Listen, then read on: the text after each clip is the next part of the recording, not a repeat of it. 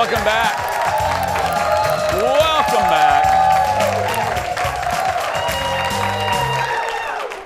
Well, a few weeks ago, Disney celebrated its 100th anniversary with a new short film looking back at a century of iconic animated characters. It's called Once Upon a Studio. It's so good. Look at it.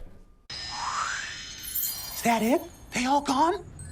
Oh, boy! Come on, Minnie. This is it. Let's get the gang.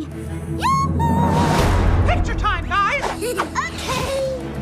Come on, everybody. Here we go.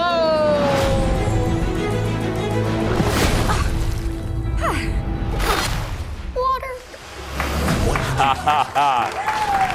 After premiering on The Wonderful World of Disney on ABC, it is now available to stream on Disney+. Joining me live this morning is one of the animated artists who worked on the project, and she's from Minnesota. Give it up for Courtney Dipaola, everybody. Hi, Courtney. Hello, thank you so much for having me. Oh, we are really proud. We love Disney, and we love when a Disney employee was from Minnesota. So thanks for being here. Here's my first question. Looking at the 100 years and looking at Once Upon a Studio, what part? Who did you draw? What team were you on for that short film? I was on the hand-drawn team. I'm a hand-drawn animator, so do all paper, pencil drawings. We all kind of split up and did a lot of assorted characters, so it's kind of a whole Where's Waldo situation. But I was really happy to do Merlin from Sword in the Stone and his kind of teapot magic friends, Mrs. Potts, and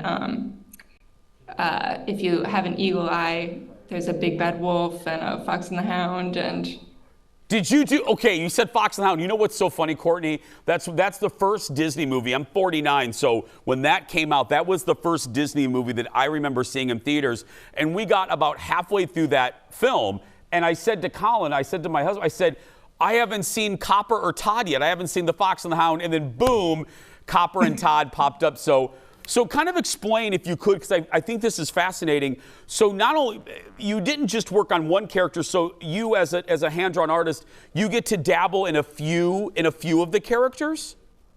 yeah, for a project like this one, because there are hundreds of characters in this short. Yeah. We had to really kind of take a bunch of them, which was really challenging. So usually, if you kind of go back to the old films, an animator would really be cast on one character and really learn how to draw that character. But for one like this, we had to be very flexible and adaptable and learn quite a few. Was that intimidating? Because as you said, I mean, you think of Mr. Goldberg with the genie and all of these animators that have drawn these characters since the 30s and 40s. What character did you get a little nervous trying to bring to life in Once Upon a Studio?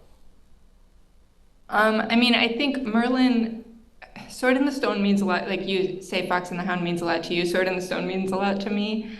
And I was so excited that they had cast me on that one. But kind of as soon as you get it and you're excited, then you kind of switch to a mode of like, oh no, I'm responsible for him and I really don't want to mess him up because, you know, if I were watching the short, he'd be one of the ones where I would be looking for. Really, yeah, I'd be excited to see him, so I would want him, done well. So, yeah, there's such a big legacy to the characters. There's definitely a high standard, and that can be intimidating. Courtney, will you tell the folks, because it's so beautiful, our team was looking at the trailer, a little sneak preview. Tell the folks about Mushka, please. That's a project that you're on. Oh, yeah. So separate from Once Upon a Studio, Andreas Deja, who is also a Disney legend, he is responsible for, he supervised Scar in Lion King, Jafar in Aladdin. He did Lilo and Gaston. He's absolutely incredible. Yes. He parted ways with Disney after Winnie the Pooh, their last hand-drawn feature, and has been working on this real passion project for the last 10 years. It's his first film that he's directed himself. Also all pencil and paper and, unapologetically drawn. There's still that kind of sketchy quality to all of the drawings. And finished it, which is really exciting. And it's set in Ukraine, right? We're looking at a little bit of it about a little girl raising a tiger cub. Is that right? That's the basis of the story?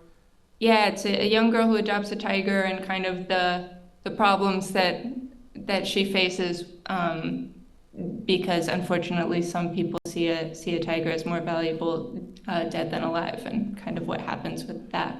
Courtney, my last question, you know, I love dreamers, not to be cheesy, but, you know, I was once a kid that had a dream to be on TV, so I always love someone that follows their passion. Can you imagine, take me back to quickly, Courtney, growing up in Minnesota, would you ever believe that your employee badge would say the Walt Disney Company? No, not at all. I mean, Disney was really like my entry point into animation. So many of my favorite animators and like my first kind of animation heroes were Disney employees. So it was so wild to suddenly be in an environment where, you know, so many of those original animators came back. And so I was able to watch them bring their characters back to life. And it was mind-boggling. It was a little hard to get my brain around sometimes. Absolutely. Well, thank you for the magic that you create. Again, cheesy, but the truth. Thank you, Courtney.